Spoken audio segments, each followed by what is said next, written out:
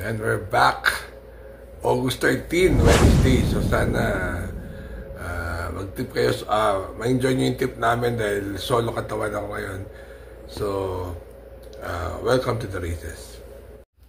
Race number, mukha naman Llamado Carrera, so kaya nyo na rin to. Pero challenge natin mag-perfect yung lahat ng pang-primera manalo.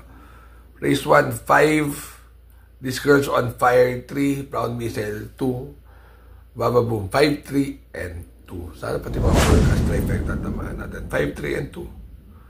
Race number 2. So yung quick vlog, pag walang kasama, walang kalandian eh. First choice, Galloping Ghost, parang lamang ulit. Second choice, Edna. Third choice, Keep It Taki. 4, 1, and 3. Alright. So race number 3, Bad Boy MJ, entry number 6. Second choice ko yung Queen Ella. Third choice ko yung Bishop Blue.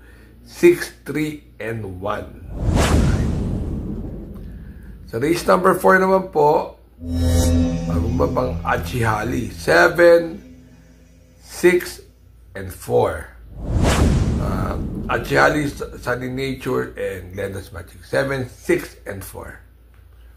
And race number 5, Crown Jewel. Tapos yung primero resultado na iwanan lang nung nakaraan yan.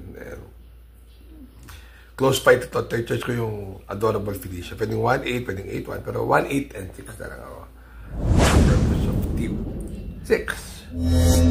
Ano ko dito kay Runway 10. Sumigo na to kay Over Assuming. Second choice ko yung Catch in the Cradle. Third choice ko lang si Service Deluxe. 7, 8, and 4. Alright.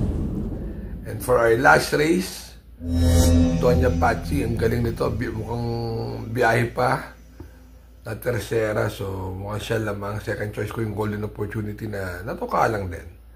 At ang third choice ko ay si Winged Heart. 1, 6, and 5. Right? So, remember to be good because God is good all the time. Walang kalutay-lutay na tips. Bye-bye. See you guys.